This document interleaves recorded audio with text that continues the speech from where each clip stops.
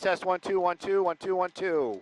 Yeah, we got to find him first. CHP lost him. Everybody lost him. He was making his way down Imperial last time I saw him. Eastbound 105. Oh, nope, nope, nope. Well, we're back over towards the LAX area. We were on Imperial just a few moments ago. This isn't that started in long, but what LA City 12,000 block of was silver line. the city fire arriving here and done with this whole thing. You can see is when they just stopped. Just stopped.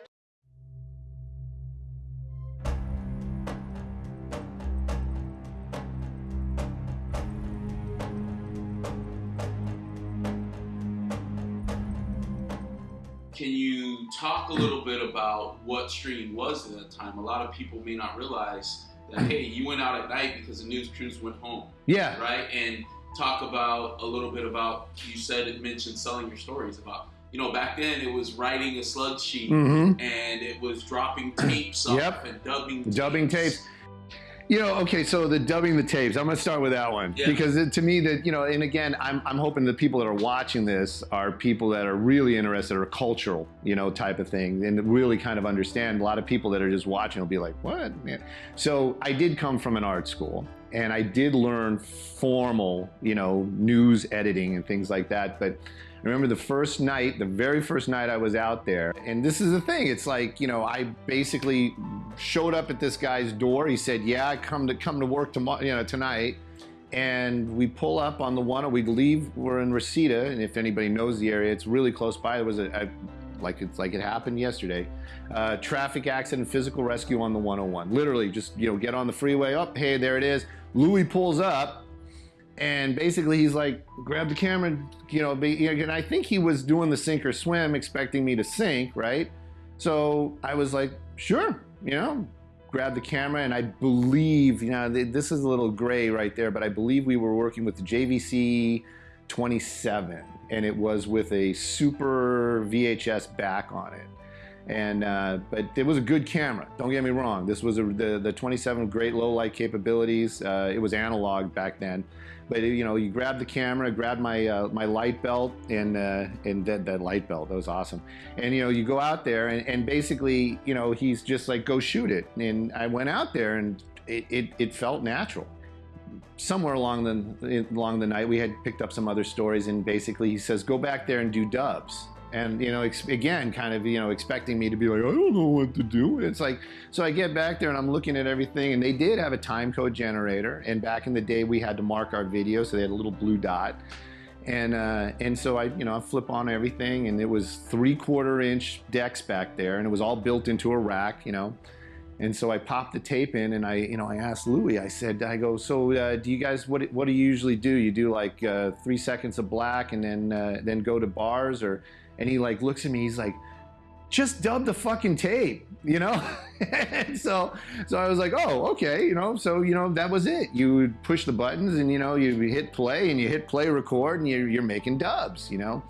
And you know, back in the day, stringing was not like it is today, and I can only imagine how it has changed. I try to keep up as best I can, but back in the day, we literally would sit there and write slugs, and it was, you know, the information, like what agency, you know, the address, what agency, and you come up with a name. You know, you would name these things, and after a while, you know, once you become comfortable, you try to be a little creative with the names. Like I remember one time we had a car fire, and again, this is where people go, oh, that's so insensitive, but you got to understand, this is our life, you know, this is what we do. And but it was a car fire that I had gone to, and they popped the trunk open, and there's a guy in the trunk, and he's not dead. So I slugged it, you know, roasted but not toasted, you know, car fire, you know, type of thing. But that's the thing, it's like you had to do something to get their attention. But you would slug it, you'd tell, you know, you give the information, and you write what it is, and you would handwrite these things. And then we would have deals with the stations where you would go in at night, and you'd basically photocopy, because we wouldn't turn in one story, you'd turn in a bunch if you were good. If you weren't good, you didn't turn in anything. But anyways, you know, and you'd photocopy this stuff, and you drop off a tape, and that's how you did it. And now, when you say drop off a tape, you just don't. the stations were West LA, Hollywood, and Oh, yeah. at that time. So you're not going to one place to drop off 10 tapes. No, you're driving. You're making the drive. Back in the day, you made the drive, and that was part of the sales too. Was who dropped off the tape first usually got the sale if there, if it was, not a competitive story or very competitive story. So those were the plans. You had to figure out, you figured out what your competitor was doing, and then you tried to, you tried to get it in right before them, or this, that, and the other thing. So yeah, it was really competitive. It was a lot of driving. A lot of creative driving. We'll just leave it like that. And yeah, it was a thing. I mean, it really was a business. And I was doing this for $60 a night. Talk a little bit about how you monitored the frequencies and how you got the information, because how it's changed today. Well, okay, so one of the things that was brought to my attention even before this came out, and I kind of sat there for a while, and it really kind of resonated with me, was that, we, meaning we, the stringers at the time that were running around at night, obviously there was a product that the station wanted. They wanted to see something, but we actually were the ones that were making the decisions on what we went to, So if we would have gone by the formula, the news formula is basically is how visual is it, right? And how does it affect people, and and also how relatable is it to people, right? That would mean that every story would just be, a trash fire. How are you listening to these stories? And did you learn it before that day you showed up in Reseda? Did you know Scanner? No, I never, and that was another thing too.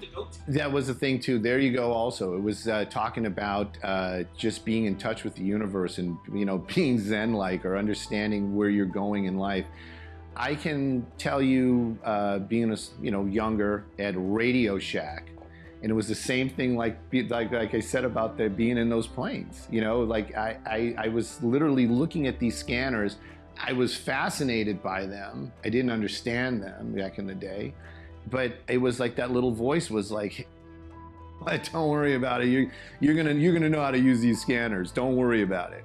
And yeah, it was a learning curve. I understood right out the box. It was interesting. It was also fate. The guy that was training me basically left right away. There was another guy that was very sketchy, but I was the guy that always kind of showed up to work every night. So I became the go-to, and I enjoyed it. I really did. And you also have to realize too, back in the 90s, we didn't have the GPS and we didn't have the mapping. And you're talking about somebody that, lived in California or lived in this area when I was younger. But now all of a sudden, I'm back. And I'm sitting there with a Thomas guide in my lap, driving this van that's got literally 200,000 miles on it, with the play in the steering wheel, while you're pretending like you're the old farmer on a tractor, and you're hauling butt, looking on this map, because I didn't know where Bonnie Bray was. I mean, now I can point it to you like right out the window, but yeah, it was like, so there was all this going on, and it was awesome. It was, nobody taught me. I basically was self-taught. There was things in place when I got there. Clearly somebody had programmed the scanners, so I understood, this is the bank for city fire, this is the bank for county fire. But, those were the things I learned as well. I said, well, this is the city, that's county, the sheriffs are here, the LAPD is here, Maywood has their own police department. You learn those things as you were doing it, and it was learn as you go. Type of situation. The Cinderella story.